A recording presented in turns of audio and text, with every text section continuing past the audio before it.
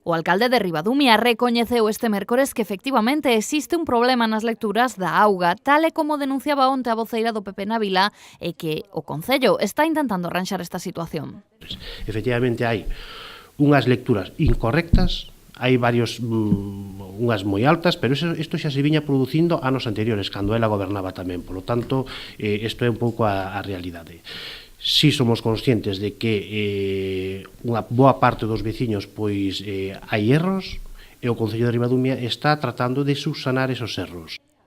Castro invita a todos os veciños afectados a que acudan ao Concello para poder asesoralos caso por caso e explicarlles a situación dos recibos. Unha información que, segundo o alcalde, xa se dou no pleno da semana pasada, polo que tilda de responsabilidade as declaracións que onte daba Popular ás portas do Concello. A mí o que non me parece tamén é que onte nos medios de comunicación, nun medio en concreto, que dixera que un veciño medio dun consumo máis menos de 180 metros cúbicos que só pague 20 euros.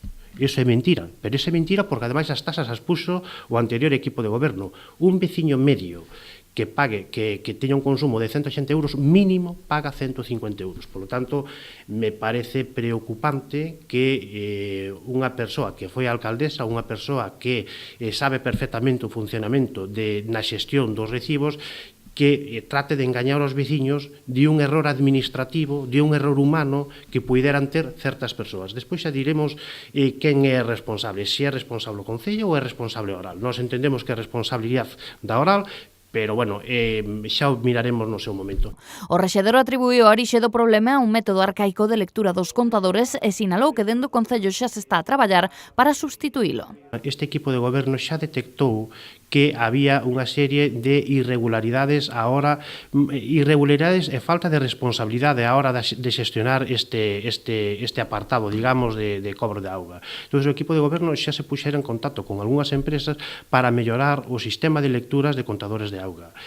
Porque, como dixen antes, é un sistema moi arcaico no que unha persoa vai con boli e que é moi fácil de confundirse. É dicir, eso cando se cobraban ou cando había 100 contadores ou 200 contadores, pois está ben, pero cando hai 1400 contadores, pois...